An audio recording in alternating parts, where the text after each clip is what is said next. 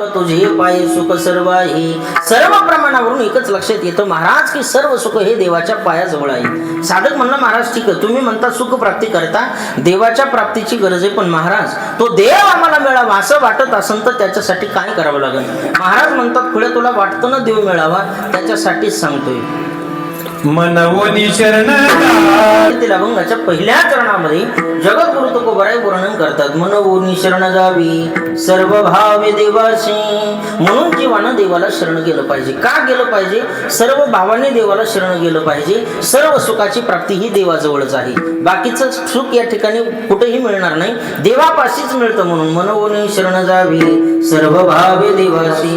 जीवानं देवाला शरण का जावं याचे संत वाङ्मयामध्ये बरेचसे कारण आलेत महाराज. आता एवढे मोठे कारण इतक्यात सांगायला परवडत नाही. इतक्यात म्हणजे इतक्या वेळात गैरअर्थ करू नका कोणी दुसरा. वेळ आपल्याकडे कमी आहे, एवढे मोठे कारण सांगणं शक्य नाही. 10-5 कारण तुमच्या पुढे मांडतो, ऐका. पहिलं कारण असं आहे, जगाच्या पाठीवर सुखाची प्राप्ती देवाशिवाय दुसरं कोणीच करून देऊ शकत नाही. म्हणून मगाशी प्रमाण सांगितलं, आपुला तो एक देव करून घ्यावा तेने विना जीवा सुख नये. देवाशिवाय सुखच मिळू शकत नाही. म्हणून ज्याला वाटतं जीवनामध्ये सुखाची प्राप्ती पाहिजे आहे त्यानं देव आपलासा केला पाहिजे. म्हणून आपुला तो एक देव करून घ्यावा त्याच्यासाठी मनवोनी शरण जावी. दुसरं कारण असं आहे, पारमार्थिक जीवन जगत असणाऱ्या साधकाला गरज आहे मायबाप मनाच्या सहकार्याची. आणि मनाचं सहकार्य जगाच्या पाठीवर देवाशिवाय दुसरं कोणीच देऊ शकत नाही. आणि मना व्यतिरिक्त केलेला परमार्थ फलिद्रूपही होत नाही. मनोमार्गे गेला तो तेथे मुखाला. महाराज म्हणतात मनाच्या मार्गाने जाऊन उपयोग नाही, मनाला सहकार्य भगवंताचं मिळावं लागतं. आणि एकदा का मन देवाच्या पायाजवळ गेलं की स्थिर होतं. स्थिर मनानं केलेला परमार्थ हा फलिद्रूप होत असतो. म्हणून महाराज वर्णन करतात, वार बांधवेल मोठे अग्निभ्राशवेल अवचटे समुद्र घोटवेल घोटे परिमन आत्मनिष्ठे नये. आकाशाची करवेल चौघडी महावीरूची बांधवेल पुढी शून्याचे मुरडेल नरडी परिमनाच्या गोडी अनिवार्य काळ जिंकवेल तत्वता त्रिभुवनीची लाभेल सत्ता परिमनो निग्रहाची वार्ता तुझं विनाच्युता घडी केवी. मनाचा निग्रह देवाशिवाय होऊ शकत नाही. म्हणून ज्याला वाटतं परमार्थ करण्याकरता मन आपलं ताब्यात राहावं त्याच्यासाठी मनवोनी शरण जावी. तिसरं कारण असं आहे, आपण जीवन जगत असताना आपल्या जीवनामध्ये कमी अधिक प्रमाणात कर्म घडतं. कधी आपल्याला सुखाचे भोग भोगायला मिळतात तर कधी दुःखाचे भोग भोगायला मिळतात. आणि दुःखाचे भोग भोगायला मिळाल्याच्या नंतर आपल्याला जो होणारा त्रास आहे महाराज म्हणतात तो त्रास भगवंताच्या कृपेनं कमी होतो. नाथ महाराज त्याचा निर्वाळा देतात. एका जनार्दनी भोग प्रारब्धाचा पण हरी कृपे त्याचा नाश झाला. म्हणून ती हरीची कृपा आपल्यावरती व्हावी असं जर कोणाला वाटत असेल तर त्याच्यासाठी मनवोनी शरण जावी. 6वं कारण असं आहे, जगाच्या पाठीवर आपण जात असताना यमाच्या तावडीतून सोडवणारं आपल्याला कोणी नाही. सोडविना बंधू पाठीची बहीण शेजेची कामी न दूर राही. सोडविना राजा देशीचा चौधरी अधिक सोय रे भले भले. तुका म्हणे तुझ सोडविना कोणी एका चक्रपाणी वाचोनिया. म्हणून अंतकाळीचा सोयरा तुका म्हणे विठोदरा. काळाच्या हातून आपल्याला सोडवणारा फक्त जगनियंता भगवान परमात्मा आहे.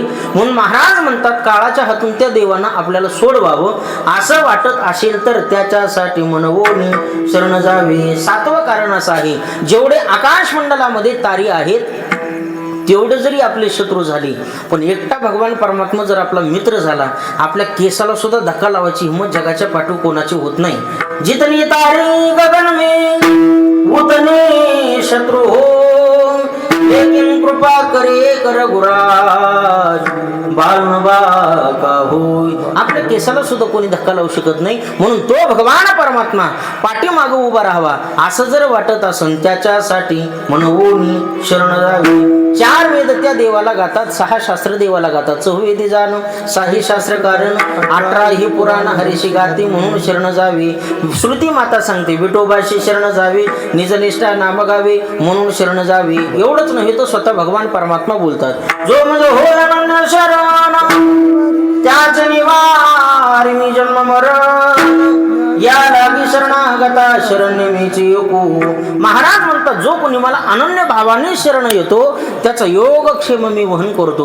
म्हणून ज्याला वाटतं देवानी आपला योगक्षेम व्हावा त्याच्यासाठी मनवोनी शरण जावे. असे बरेचसे कारण संत वाङ्मयामध्ये आलेले आहेत. जीवानं देवाला शरण का जावं. म्हणून महाराज म्हणतात या गोष्टी जर तुमच्या जीवनामध्ये पाहिजेत ना तुम्हाला म्हणून शरण जा. मनवोनी शरण जावे. पण कसं जावे? सर्व भावी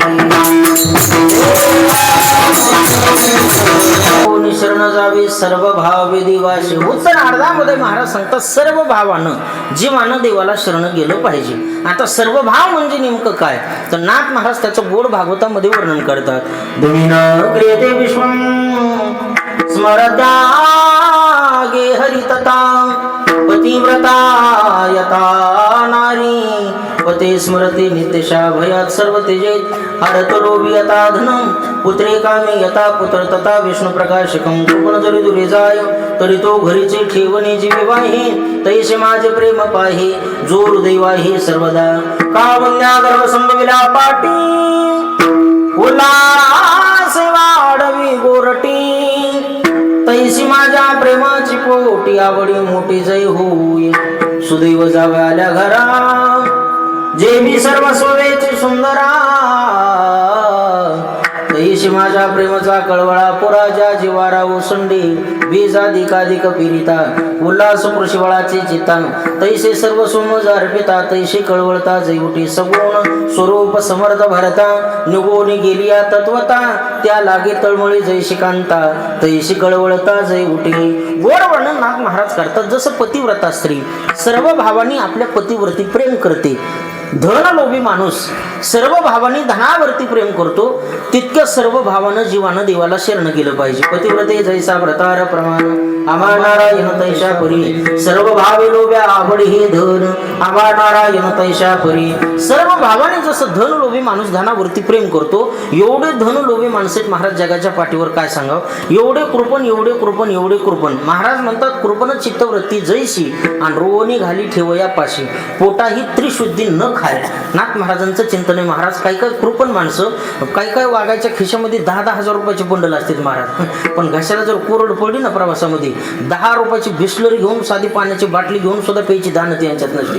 दुसऱ्याच्याच बाटलीची टोपणं फोडी देते लोक. मग ह्यांना हँडपंपचं पाणी भरून देतात. किती इतकी बिकट अवस्था. विचारलं नार पाणी घेऊन पिवा नाही म्हणला 10 रुपयासाठी 100 कशाला मोडू मरतो का काय.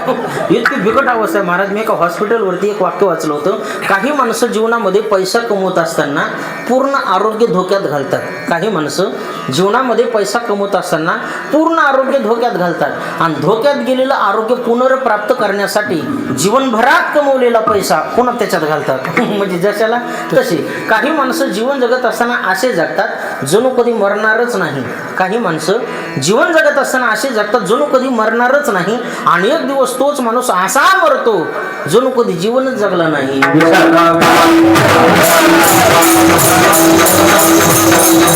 एवढे कृपण महाराज. अतिरेक सांगतो तुम्हाला कृपणपणाचं. एवढे लोक चिकू सध्याच्या काळात काय काय एवढे चिकू सुद्धा खात नाही इतके चिकूत बघा.